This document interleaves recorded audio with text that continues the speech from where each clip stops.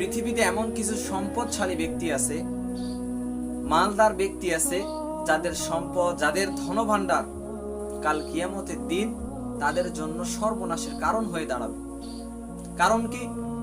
তার মালের ওপর, তার ধন সম্পদের উপর যাকাত ফরজ হয়েছিল, কিন্তু সে যাকাত আদায় করেনি। যার কারণে এই মাল, এই ধন সম্পদ কাল কিয়ামতের দিন তার জন্য বিপদের কারণ হয়ে যাবে।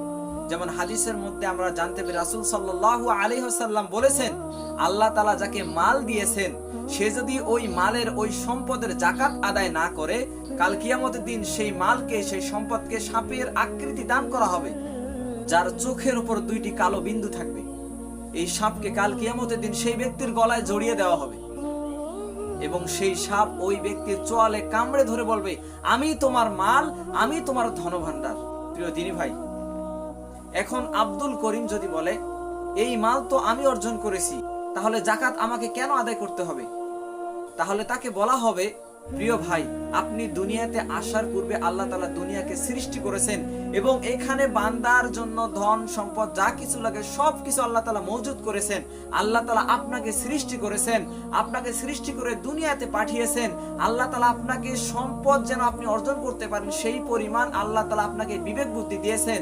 আল্লাহ তাআলা আপনাকে সুস্থ রেখেছেন, আল্লাহ তাআলা আপনাকে শক্তি দিয়েছেন, আল্লাহ তাআলা আপনাকে চোখ দিয়েছেন, হাত দিয়েছেন, পা দিয়েছেন। এই সব কিছু আল্লাহর, আপনাকে সেই মালের মালিক বানিয়ে দিয়েছেন। সেই মালের উপর আল্লাহ তাআলা যাকাতকে ফরজ করে দিয়েছেন, যেটা হলো গরিবের হক। আল্লাহ তাআলা তার পক্ষ থেকে আপনাকে সম্পদ দিলেন, আপনি সেই সম্পদের মালিক হলেন এবং সেই সম্পদ ওই গরিবদেরকে যখন দান করবেন, দান করার পর এই সম্পদই কিয়ামতের দিন আপনার আমল নামায় হাজির হবে, সে আপনার ব্যাংক অ্যাকাউন্টে যাবে কিয়ামতের দিন। তাহলে কি হলো? আল্লাহ থেকে নিলেন, আপনি মালিক হলেন, আবার এটা দান করলেন, এই সম্পদ ঘুরে ফিরে আবার কিয়ামতের দিন আপনারই হলো।